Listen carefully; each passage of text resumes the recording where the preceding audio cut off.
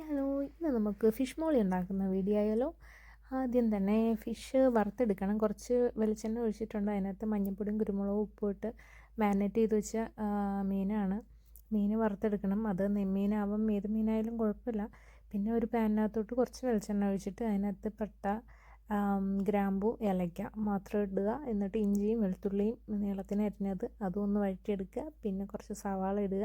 പിന്നെ ആവശ്യത്തിന് പച്ചമുളക് ഇടുക. പച്ചമുളക് നമ്മൾ എരി അനുസരിച്ച്. പിന്നെ കറിവേപ്പിലയും വാരി അങ്ങ് ഇടുക. അത് കഴിഞ്ഞ് കുറച്ച് ഉപ്പ് ഇട്ടിട്ട് അത് നമുക്ക് കുറച്ച് നേരം ഒന്ന് വഴറ്റിയെടുക്കണം. അത് കഴിഞ്ഞ് മല്ലിപ്പൊടി ഇട്ടപ്പോഴത്തേക്കും വീഡിയോ എടുക്കാൻ മറന്നുപോയി. മല്ലിപ്പൊടി ഇടുക, മഞ്ഞൾപ്പൊടി ഇടുക, വേറെ ഒന്നുമില്ല. അതൊന്ന് വഴറ്റിയെടുക്കുക. അത് കഴിഞ്ഞാൽ നമ്മൾ രണ്ടാം പാൽ ഒഴിക്കും. രണ്ടാം പാൽ ഒഴിച്ച് തേങ്ങാപ്പാലാണ് രണ്ടാം പാൽ ഒഴിക്കും. അത് കഴിഞ്ഞ് കുറച്ച് കുരുമുളക് ഇട്ടിട്ട് അതൊന്ന് തിളച്ച് വരുമ്പോഴത്തേക്കും നമുക്ക് വറുത്ത് വെച്ചിരുന്ന മീനൊന്നെടുത്ത് അതിലോട്ടിട്ട് കൊടുക്കുക. എന്നിട്ടൊരു 5 മിനിറ്റ് അതൊന്ന് കുക്ക് ചെയ്തെടുക്കുക. അത് ജസ്റ്റ് ഒന്ന് കുറച്ച് തക്കാളി ഇടണം. അതിൻ്റെ മുകളിൽ കുറച്ച് തക്കാളിയും കൂടെ ഇടണം. തക്കാളി ഇടണം. കുറച്ച് കറിവേപ്പിലയും ഇട്ടിട്ട് അതിനൊന്ന് മൂടി വെച്ച് 5 മിനിറ്റ് വേവിക്കുക.